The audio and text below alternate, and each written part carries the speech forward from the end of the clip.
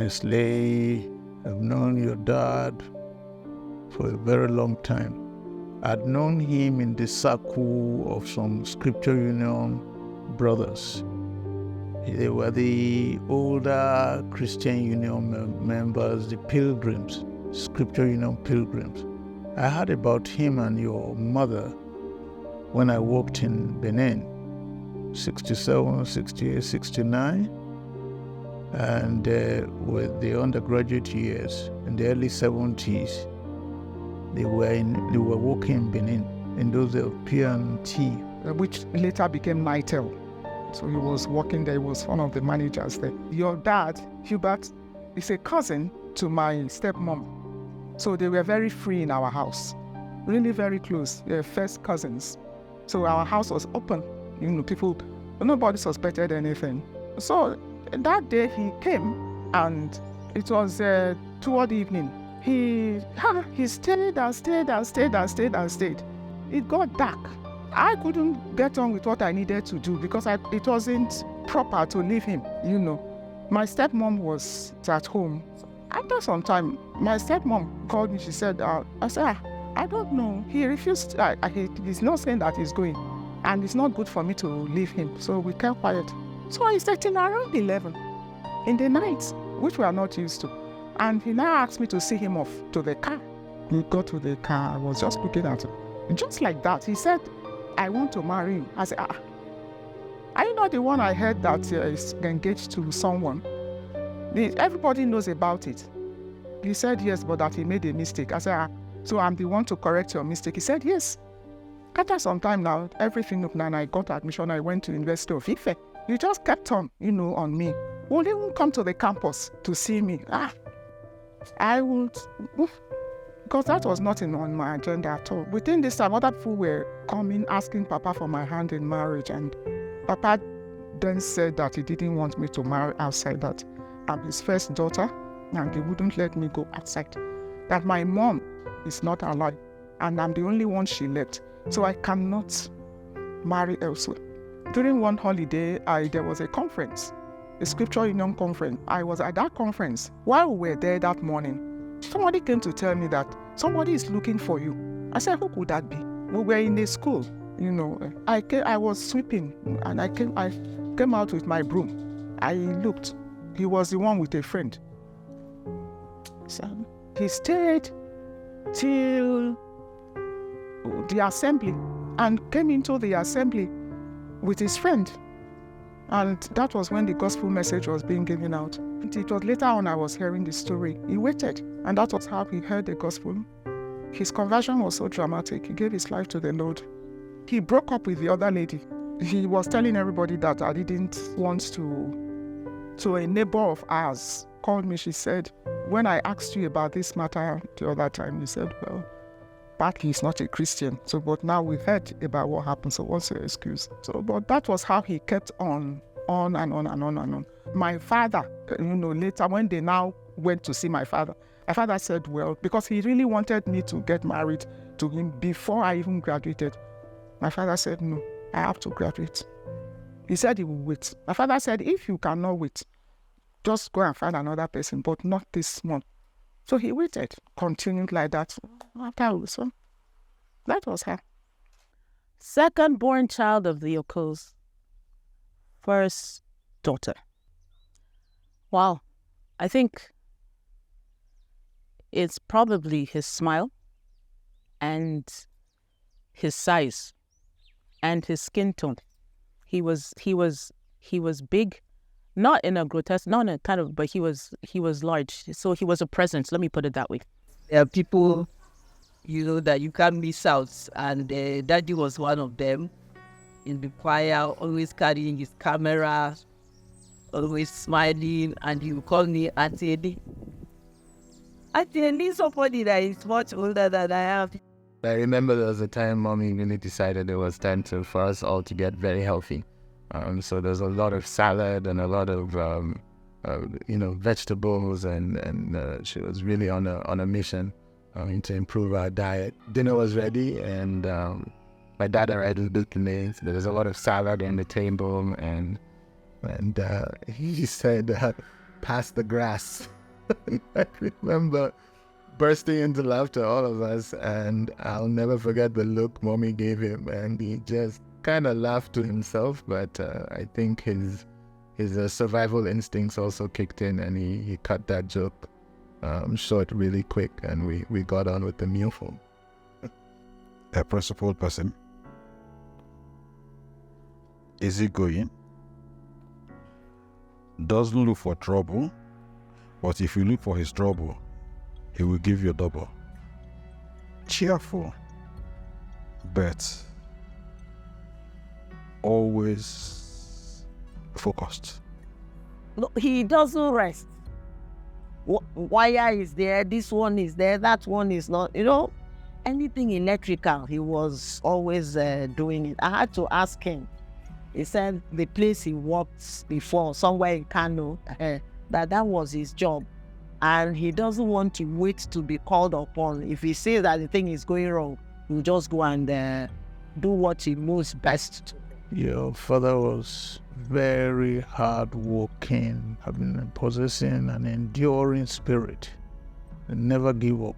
And a very creative man. Very patient. I've never seen him really that angry.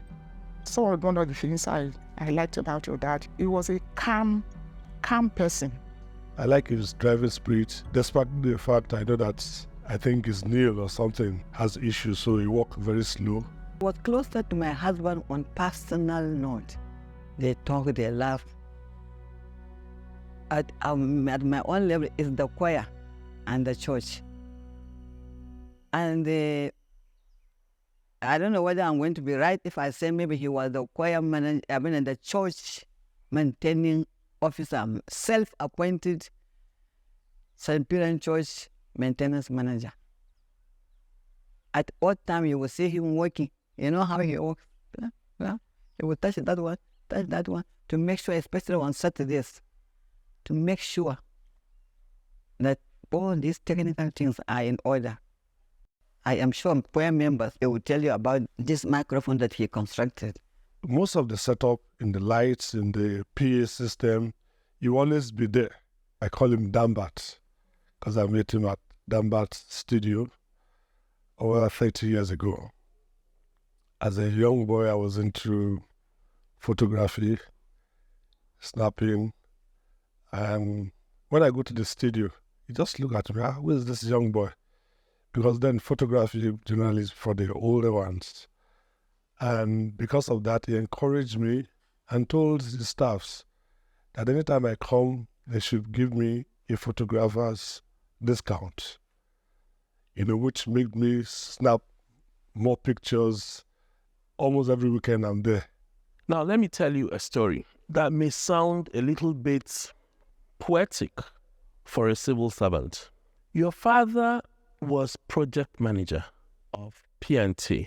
It was his duty to write an assessment for all the workers in P&T. He was such a person that he would take the assessment sheet if he trusted and liked you and felt you were a conscientious worker. He would take the assessment sheet and give it to go and fill. You go and fill it, and which way you grade yourself, then you bring it back. Places where you grade yourself low, he will upgrade you, and then he will sign. He was creative. I think that's one thing I see in terms of qualities and traits that make him a memorable person. His photography skills, obviously, were amazing. There were beautiful landscape photographs around the house. He loved sunsets, obviously. There were numerous pictures like that. I think that's one of the things that makes him memorable. Hubert was an electrical engineer. He really was a gifted person. Like all these appliances we have in the house that are not functioning, if Hubert were, we don't take things outside to get repaired. Hubert would dismantle a radio and put it back. I mean, he was so talented that within a short time, he was actually the Oga of Lightel in Benin. I met him first when I came to Jos in 1985 because I had gone to school with your mom. We were in school in Ondo State. After school started, we did a year together. So when we came to Jos, of course, she was one of those that became I could recognize as we came to Jos. So her house became a second home to us. And of course, that's my first time of meeting Brother Hubert. We call him Brother Hubert. So that's when I met him. We met at NITEL. I went to make an international call. You know, in those days, international calls, you go to NITEL and then pay, and then they give you a boot. You enter, when it rings, then you answer. And he was with those people. The call failed 3 times, and I wanted my money back, and they refused. Your dad was so annoyed with them. They must give me back my money. I didn't even know he was an IT staff then. And that's how I got my money refunded. And we became friends. The people that he knew and he was comfortable with, he could crack jokes. You will not believe that he's the one. Honestly, you will not believe that is, those that he was close to. He was not a loud person, but he was a very amiable person. When you sit with him, there's no dull moment because he's comfortable with it. But if he's not comfortable, you see him sitting in one corner on his own. Well, we used to sing together in the bass line, and he had this way of talking to me that I come in a note later than everybody. And I'll say, why? He said, well, because it's as if it's only when we start that you key in. And then you tag along and then go on together. Now, apart from the choir, he had this Dambat thing at Old Bukuru Park. So once in a while, he will either tell me to come and join him there before going for choir, or to come and see what he was doing. So that's how we grew up together, and created a bond. My dad would have the weight of the world on his shoulders. He would have stress from here to the moon, but he was calm. I never saw my dad, for lack of a better word, lose it. He was an extremely calm person. And even when there was fire in his face, he was able to think through something first before he reacted. He would do everything that he could to make a situation better.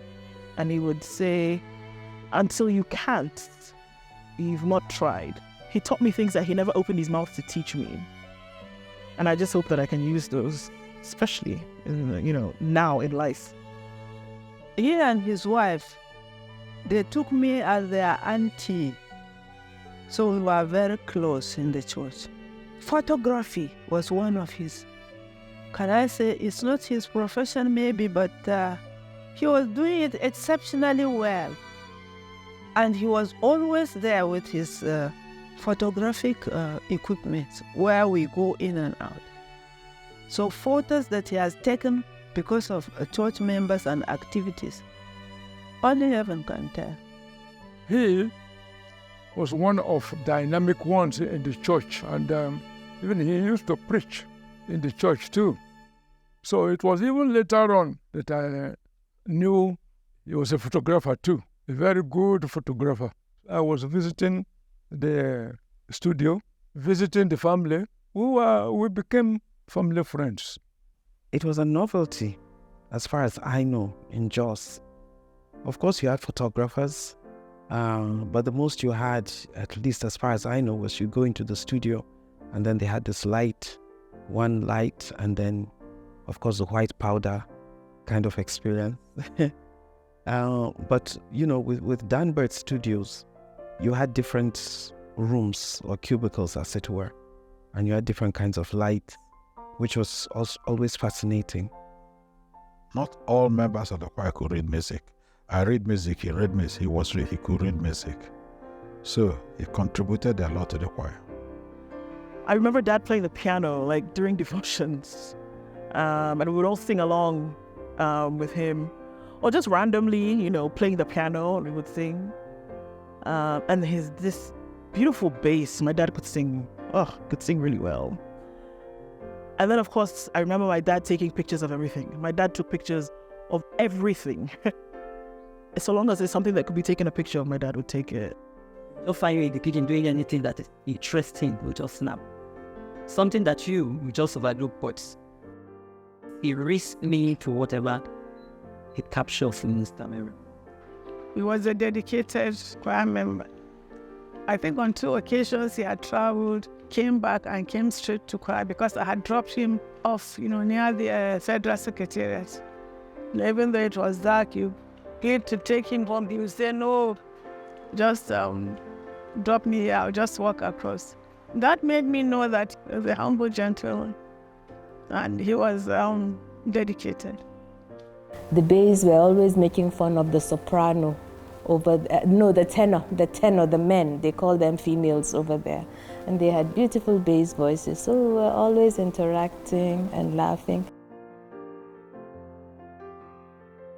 That we were still in Benin, and he traveled to the UK on his job. And he came back with these Polaroid cameras.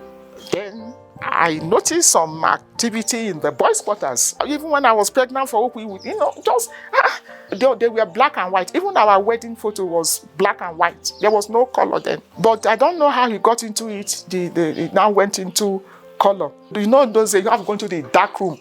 So he now did this dark room. I have the photograph, that first colored photo that he from that dark room. That was how, and then now the thing began to grow. This was just like an aside. That was not his job. It was just a hobby. I just saw him just developing but I was the one he was. In fact, some of the photographs, you won't see me even, I'll be frowning that, any small, it's just like even with the telephone, every corner of the house, telephone, kitchen, everywhere, telephone. I wasn't used to it. Even when I want to see it, so I would drive to, when I get there, they will say, P, but you have a phone, why didn't you? I said, so there's everything. You even saw it. You saw that one now. The day when we came back from the hospital with Okoh, and Okoh was crying, I was sad because he was in pain. I didn't know when he took that photograph, So that first color, it was me. So our creative photography was done by Dumbat Studios, owned by engineer Okoh. When we started, Jos was too backward in creative issues. We had our own photography studio. We had a Hasselblad camera and a studio, so that if we had to do special photography, we would have to commission our own and get a photographer to do it for us. But what it meant is that we had him. We didn't need to do that if we had known he had a studio. Yeah, for every boy, there's a period where you think your father is a superhero. For me, watching him in the studio was one of my favorite things growing up, because it was still a dark room in those days, so I try and tag along for everything. Taking the photo, but then going into the studio, and the memory I have was in the back of a house, one of the storerooms. They had set up a studio there. I still remember the smell of the chemicals, the red light, and then it would go dark at some point, and I thought it was magic. Till now, for me, it's a spiritual experience. It's the presence of God, watching someone connect with their God-given talent or their creativity. It's something we take for granted as human beings when someone is making something out of nothing. There was nothing, and then there was something. There was darkness, and let there be light. I remembered one time we came back from a holiday. It was my father who brought us back with my sister and some of our friends. So we're approximately like the very first people who returned to school that day. And you know how it used to be in boarding school. You come back, you can go out. Guess what we did? We went straight to Dambat's, took picture. Because we were just coming back from home, looking fresh. And so I would never forget that day. Always played in the studio. I remember sometimes after school we'd go there. Sometimes on the weekend we'd go there. I always remember the smell of, familiar smells of the studio was the smell of the chemicals. Such a familiar smell. So anytime I smell that, I feel like I've been transported back to the studio days. But it was such a familiar smell. I remember going into the main studio itself, where Daddy would take the photos, and trying to understand how the backdrops, the different backdrops how it would change with different people. But then you realize it's actually a backdrop. As a kid, you didn't get that. But then you realize that he had different ones, and depending on what colors he wanted to come out or the outfits of the people he was taking photos of, a different backdrop would need to serve the purpose. So there were different ones lined up and stacked. It was really fascinating to watch them change the backdrop for each sitting that he had to do. But yeah, and I think the studio I remember the most is the one at Tafawa Balewa Street. Yeah, I remember we park on the street, you come down the stairs and into the studio, then there's the reception, then you go through the little wood door. Then Daddy's office was upstairs, so you go upstairs, then you come back down, then you go into the studio. Yeah, but the smell of the chemicals. We were hardly allowed in the dark room, because the moment you come into the dark room, you could ruin the film and the exposures. But the best times that I got to spend with my dad were in the studio, because that's kind of where I saw him come alive. He was alive everywhere else, but in the studio, it was almost like that was where he was his most creative self. As soon as he walked into the studio, I mean, it wasn't just a studio for him. It was a place where other photographers used to come in to develop their own photos. So the reception was always packed with photographers waiting for their pictures or trying to bring in their negatives for development. And as soon as he walked in, everybody's face would just light up and they would just be like, hey, oh goddamn, but so I just felt like that was my dad, that was my hero. There was a little makeup area, should we say, where there was a comb and a brush for people who needed to do their hair. But there was also, because Daddy didn't want, you couldn't have oily faces for the photos, so there was a can of Saturday night powder. I always remember, in fact, I keep looking for it to see if I'll find it. I'm 47 now, but I still remember that powder. It was a tall oval tin. It was kind of, I think it was black or it was deep navy blue, and had a picture of a man and woman dancing. Saturday night powder. And people would rub it on their faces before they went to sit. So that was there, it was a standard. But also, one of the things, speaking of the makeup room as well, of the powder room, stories that Daddy would come back, he always had something fascinating or funny to tell us about the experience he had that day. And one of the days when he came was telling us that somebody had sprayed perfume as she was getting ready, for her shoot. He's like, does he even realize that I can't smell, no one can smell the perfume when you take the photo? So Daddy, today, just for this sitting, I sprayed perfume before I came out here. We'll be sitting in the house, myself, Ugo, Ndu, Okoh, we were having our conversation, and you hear Haye screaming from the background, Ugo, it's time, Ugo, it's time. And I'm like, time for what? And Ugo, like, you need to watch this. And she'll go, and Haye is listening to the part where they're singing the goodnight song, So Long, Farewell. And Haye is on the steps. And she wants Ugo to carry her up the steps. So long, good night. And I'm like, why is that? And Uncle H will be laughing. He found this so funny. That each time we go through this routine, and we didn't do it once, we did it several times. It was a repeated act. She would put it on, the song would play, and Haye has to be carried up the stairs, and everybody will be laughing. We found it so funny. So there was one day that Ugo did not want to go and pick Haye up because I think she was doing something or she was resting. And he walks out with a padlock. I don't know how to describe it. It was one of the padlocks they used for locking the front door. And all we heard was soft thunk on Ugo's head, and she just whopped her with the padlock. And if Ugo could throttle somebody like Homer Simpson would throttle Bart, it's like choker.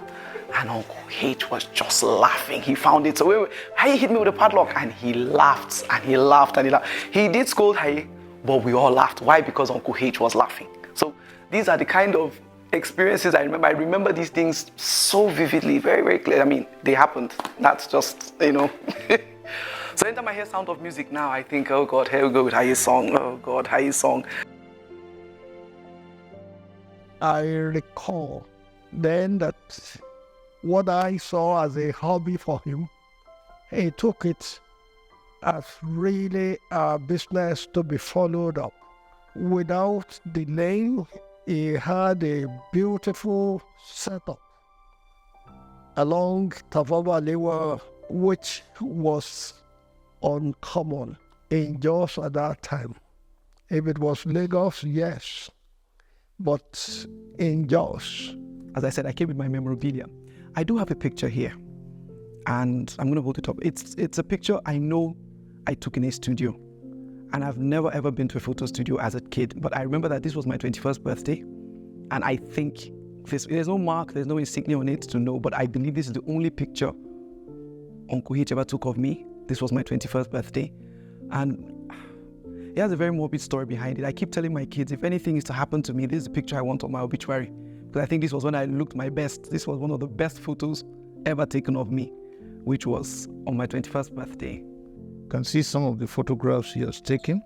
These are family photographs following my ordination. Your mom was there and your dad took this photograph in the studio, and we went there as a family. This is another one. And then, of course, this is my own pose. Early in the ministry as a deacon, I still remember, 92, 93. I actually feel like I can remember one of the earliest photos Daddy took of me. It's the one of my baby pictures where my hair was in an afro and I had a flower. If I remember correctly, we lived on Wamba Road here in Jos. And the blouse is orange and the skirt was it was black, but it had little flowers all over. I feel like I remember that day, but photography has always been part of our lives. We were born into it, and that was just him. It was second nature to him.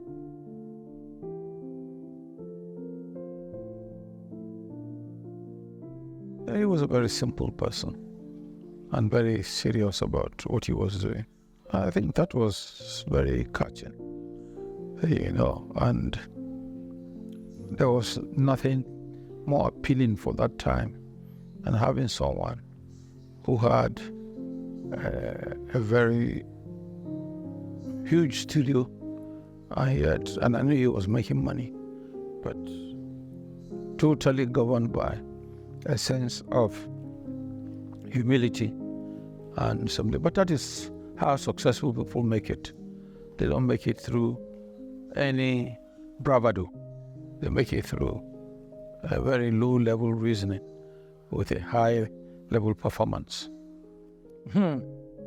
He was so good that I love his pictures so much. I discussed with him and he said, why not? Come to the studio to take a family picture. He took me separately, took my wife separately, and the children too. Later on, he made the album I showed to you. Made a small pocket album for me to carry those pictures, the family pictures. One of the special things about Dambert was that photographs always came packaged. They came in little packages, and so nobody packages now because everybody takes pictures on their phones. So even the Dambert packaging was special, and it was done in a way that you could either file the pictures or stand them and display them without taking them out of their packaging. Yes, it was very different. Nobody else was doing that. When now to you, I realized that I was in the presence of somebody who was professional about the studio work. The equipment worked. The ambience was correct. and the products were very professional. I've never seen a shop that was blurred that we took, even when we enlarged it to the largest enlargement. And that takes skill. This is before all the fancy things you have to do. That takes a lot of creative skills.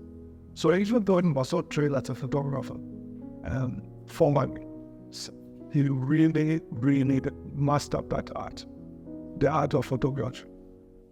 We became close at the church, as St. Mary's Church, and he was very strong, standing member of the church because he was one of the lead readers of the church. And not only that, St. Mary's Church was very a center where both, in fact, more of expatriates then, and of course, senior servants of the old Benue Plateau state used to attend services, and 7 o'clock in the evening services was a very popular one.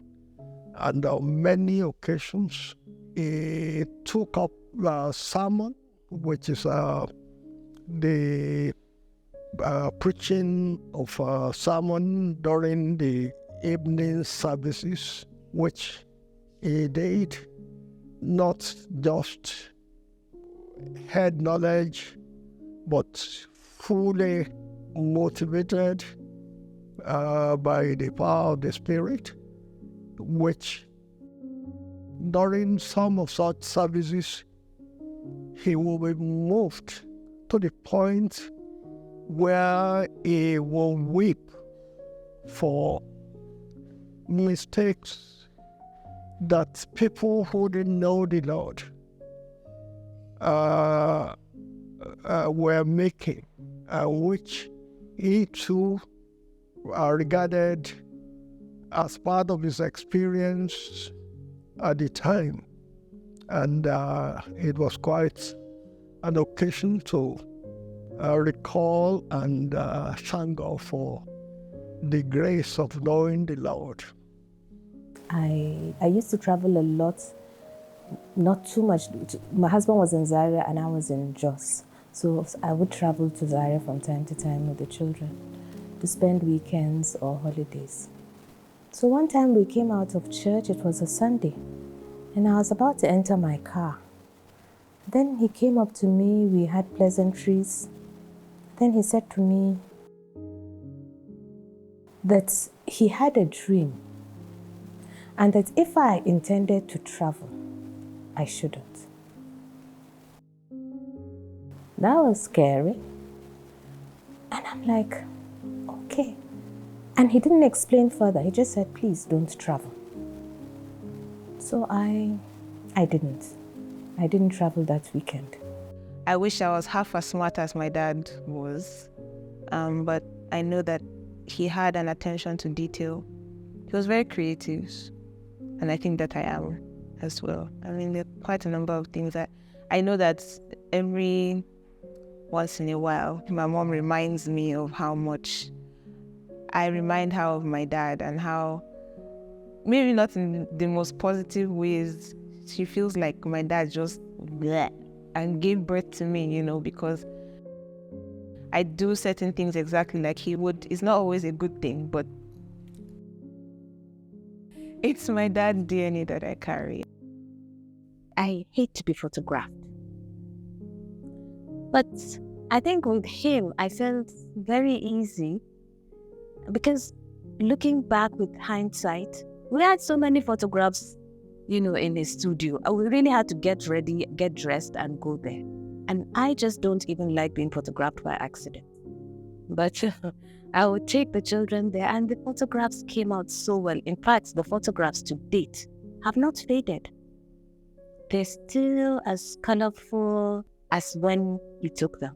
He helped in shaping, in keeping our memories, help us keep our memories, because if he didn't take good photos, we wouldn't have had what we have now to look back at those years of our life. I tell you, a lot of people do not have that to fall back to, or you might see them in a lot of black and whites. mind you, his photos were colored photos, and he used background. It was really fascinating to watch them change the backdrop for each sitting that he had to do. You know, trying to understand how the backdrops, the different backdrops how it would change with different people. But then you realize it's actually a backdrop. As a kid, you didn't get that.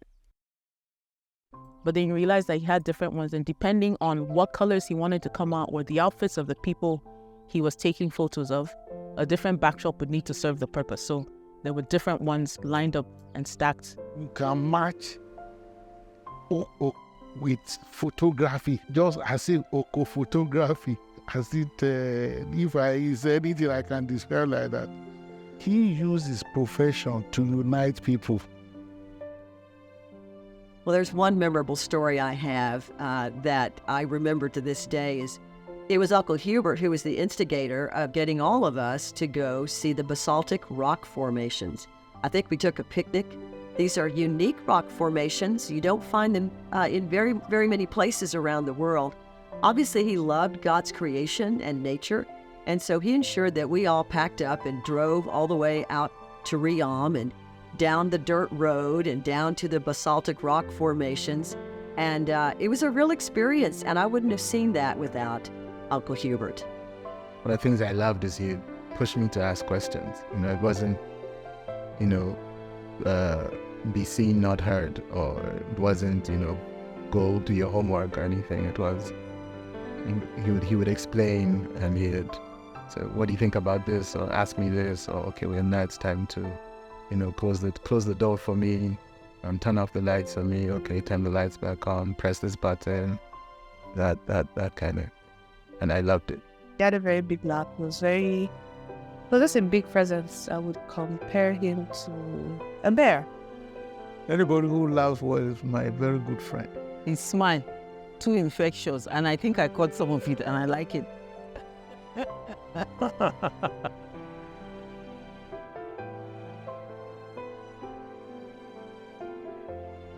He was very approachable.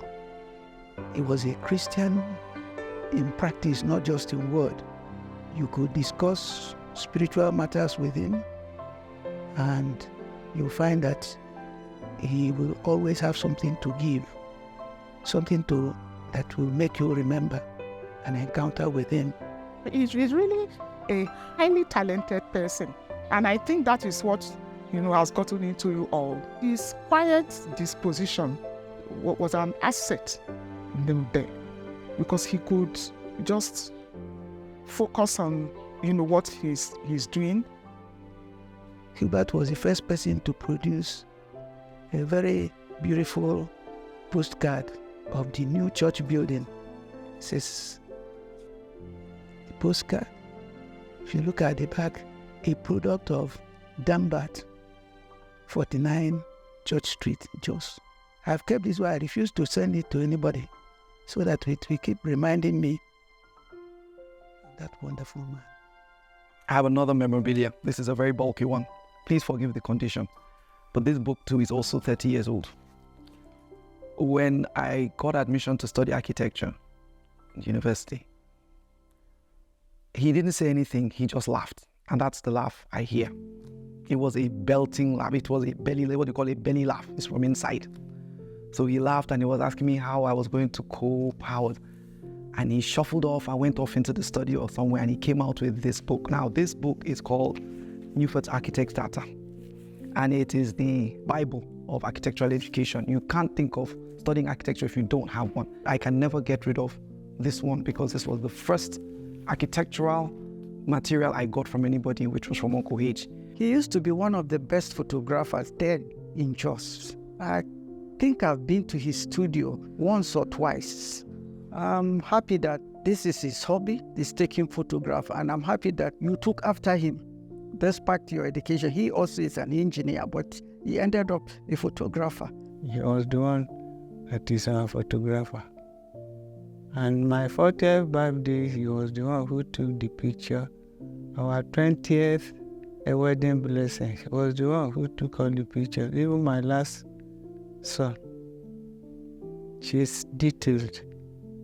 She really care of how you sit, how your dress is, he will arrange it and so on before you take the picture. And his picture was perfect. Yeah. We went to his studio to have a portrait of the family. It was the best we ever had. Sometimes at church, when something's happening, you will take shots of one son. And of course, because the wife was my friend, I always downloaded to check on the latest in our guiding so that I can take it to mine Atlantis. This brought us together. When he found out that I was interested in photography, he taught me a lot. You know, it's not like this thing you people are doing these days, where the camera is always preset and computerized and focused. The camera of those days, you have to learn how to, where the sun is coming from, your aperture opening, and the rest of things.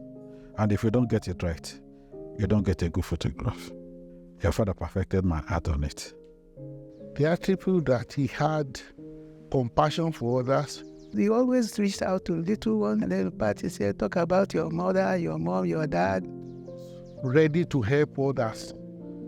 And that's a strong attribute. He left a good legacy. When I say the children and the cousins of the children, I will say, God, thank you very much. He was a human who had his faults, but he also had great and amazing things about him that we were privileged to share. His legacy, when it comes to photography, don't force it. Let it come naturally. Use your skills and talents. Love what you do. Have a passion for what you do. And that's where your artistic flair and that natural God-given talent will really come out. But he really had a passion for it. My father's legacy is the way he lived, and being able to look at the way he lived and get lessons from that is a big thing for me, because God doesn't make mistakes, and things like presence, being able to be in the moment, regardless of what is happening around you, how much pressure you're under, being able to be yourself, be the person God has made you to be, the personality God has given you, is a huge, huge legacy. If there were many strings that, would capture one legacy, would be very many strings. He's the one who took care of people to his detriment, in many cases. He's the one who, even when it was difficult, made life a little bit easier. So he was the carer of people. He was a teacher and he didn't even know he was teaching. He loved and he didn't have to say it, you knew it. So his legacy was one of teaching, it was one of edification, it was love. Engineer Hubert Okoh was full of energy. That energy was irrigated by the love of God. That love of God he exhibited stood on a tripod.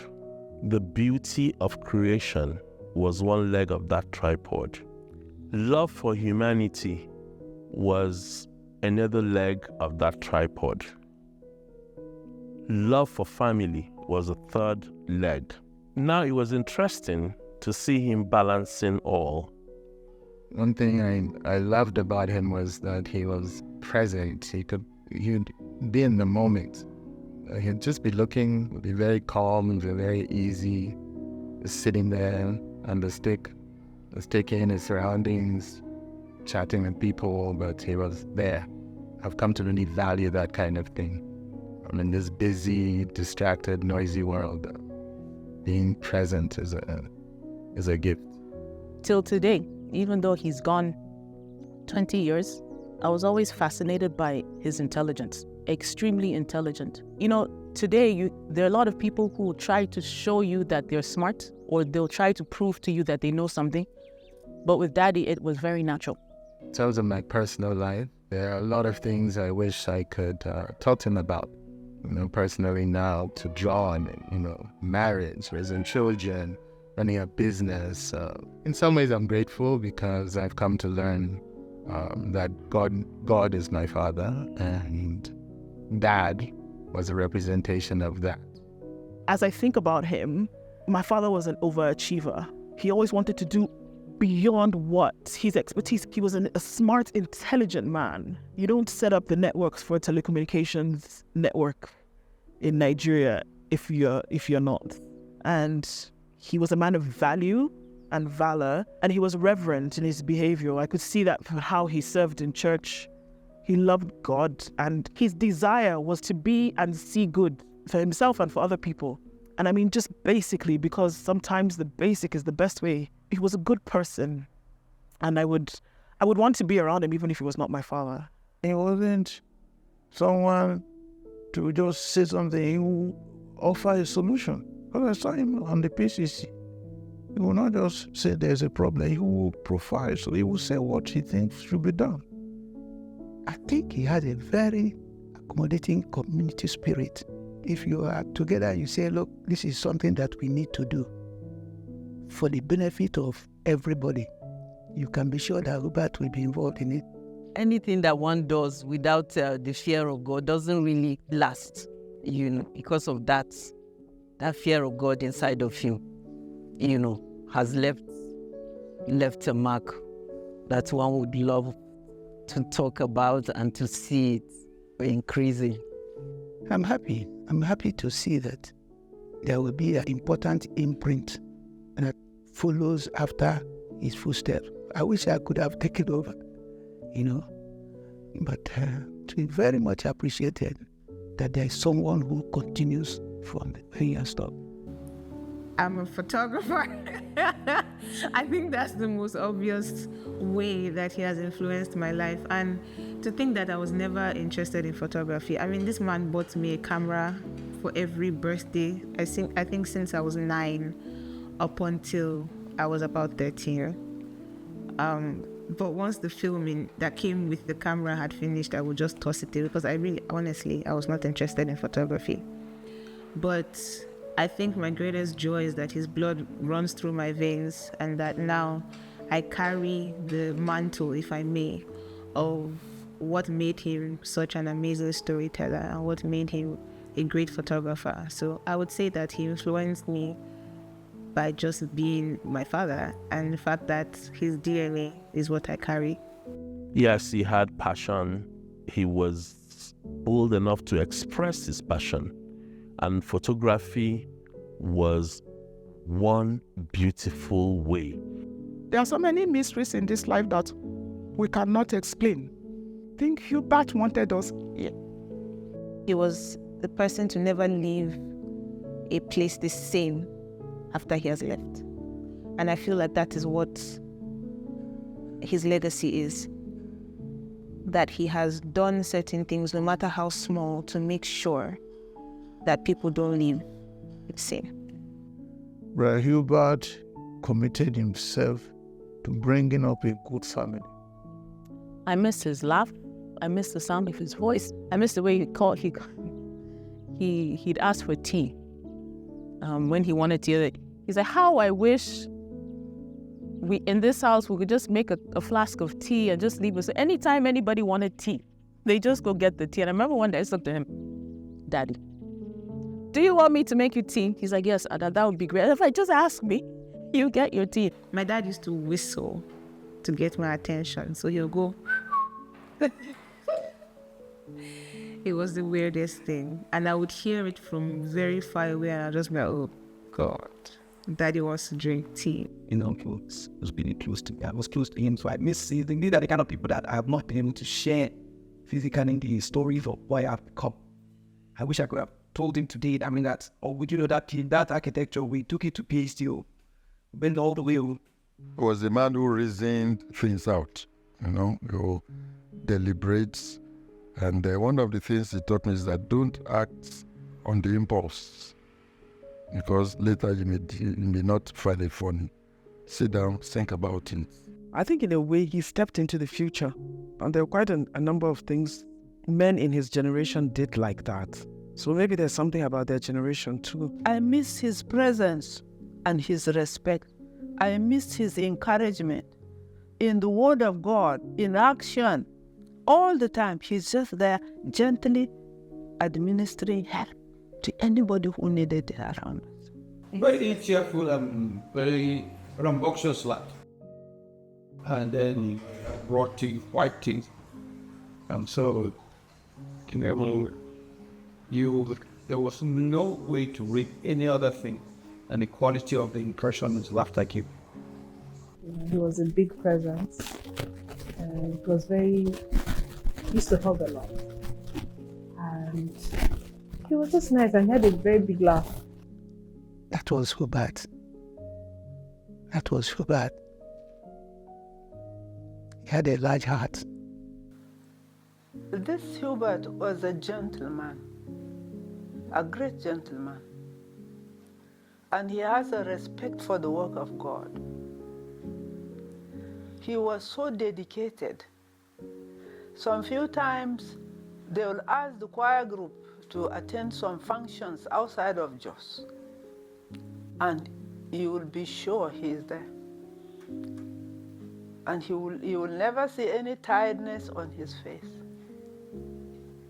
I think the summary of Hubert, to me, and to many people around him, if they are speaking the truth, is that he was a very calm, orderly person. The last time I saw him, which was memorable, was after his mom died. She had died and he had gone back to Delta State, and then he came back to prepare and go back. And he was a bit down, he was ill. So as I came out of church, I think that day, he had not come, it wasn't quiet, it was church. And he sat on the culvert between the church and the school, primary school. And I went up to him, he wasn't looking good. And I'm like, Mr. Okoh, is there any problem? Are you okay? He said he wasn't really feeling very well. And so I tried to encourage him, knowing that his mother had died. I asked if the funeral had taken place. He said no. He was still traveling back and forth. I didn't know that he was hypertensive. And he never showed it. He wanted to travel home. And Auntie was not for it. Auntie said his health, the distance, the stress, And men now insist on going home, and he went home. So by the time he came back, the heart was something else. They brought him here. He couldn't climb here. He had to be carried up in a stretcher. So when they called me to see him, I just saw somebody. He couldn't even lie down. He couldn't sit up. He was very restless. He said, will he be all right? I said, you'll be all right if you allow us to do what we want to do. A lot of Imperians people came. Dr. Mrs. Okoh came, and Dr. Ishaya Pam came and asked me what.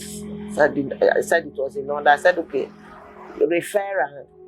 He said, we can't refer him the way he is. It's better we keep doing what we are doing here and see him pick up. But the difficulty in breathing persisted. It wasn't quite long. He was able to ask me, you think it will be all right? I said, you'll be all right. You just have to hold on a little.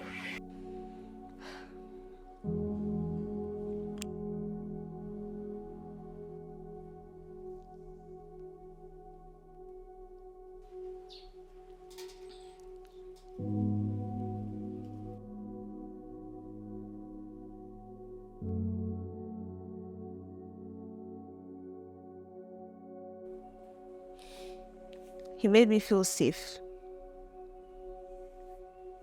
And so no matter what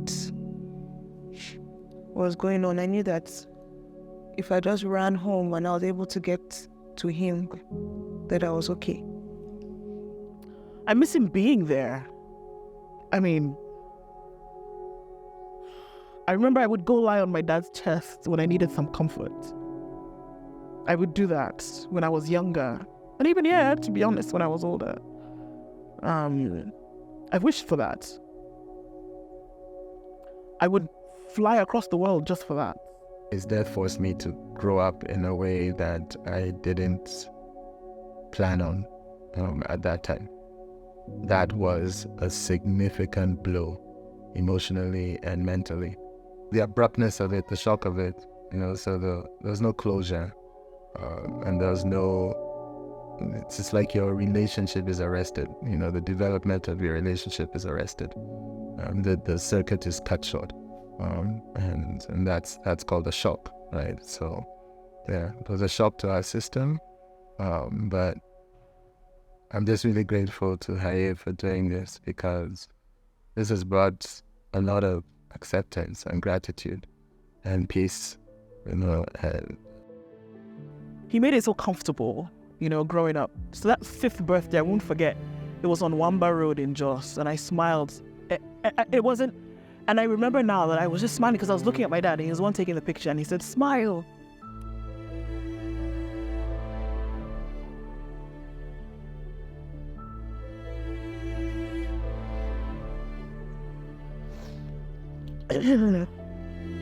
August 6, 2004, my wish was that time could stand still, but it didn't, right? And I thank God that it didn't, because we would have hung in that pain for 20 years. But time has kept going. God is very kind, because He really does turn your mourning into dancing. He turns your cries into laughter. He turns memories into smiles. And I think that's what it is, because now the pain of losing a loved one, you don't think about the grief anymore or that pain. You think about the fact that you were blessed to have that person in your life, and that you have memories that you can look back on. So we had Daddy for the years that we had him, 1942 to 2004, and we have amazing memories of him, of the human that he was, because we're going to meet him again, and I bet you he's going to, there you go, that day when you were, he'll call us out on certain things, and we can sit and laugh about certain things. I look at you, I look at Ndu, I look at Oaks, I look at Mommy, I look at Chibuzo, I look at Auntie Queen, I look at all the people who have passed through our house and our home over the years, the people we grew up with that have passed through Mommy and Daddy's hands. And grief is a journey. We're not meant to stay there. Because of what we have gone through and what others before us have gone through, we can lift others up and tell them, that day time will keep ticking. That day will turn. Another day will come. That tear will become a happy memory. That pain will become a loving instant that you remember. I wish that many more people had known him. These are not tears of pain, they're tears of joy. I miss him, and I am glad that I knew him. I can actually say to people, I wish you knew my dad. I wish you met my dad. I could tell my father one thing, or there are two things. I love you. Thank you. I want people to remember how he treated them. He always left you feeling better.